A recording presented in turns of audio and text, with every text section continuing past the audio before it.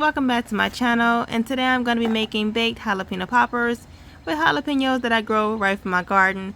So if you're new to my channel, I'm so glad to have you here. Make sure you hit that like and subscribe button and leave any comments if you have any questions down below. First, I'm going to go ahead and wash all my peppers, and then I'm going to go ahead and dry them off completely and then set them aside. Go ahead and grab some turkey bacon, which is completely optional, and cook them completely. Next, you're going to grab your jalapenos and you want to deseed them. Go ahead and remove the top and then cut them in half and then remove the seeds from within. If you have sensitive skin, make sure you wear gloves while handling these peppers because sometimes they can burn your skin, so make sure you wear gloves for protection. Once you finish deseeding all your peppers, it should look like this. Now we're going to move on to cutting our turkey bacon. You can throw them in a blender, pull them apart, or cut them with a knife, and it should look something like this. After you add the bacon to the bowl, go ahead and get your cheese. I prefer cheddar cheese, but this is what I have on hand, so I just go ahead and mash these up, or you can shred them.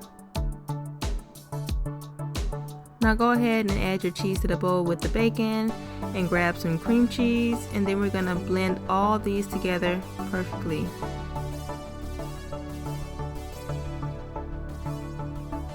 This is the mixture we're going to use to fill up our jalapenos.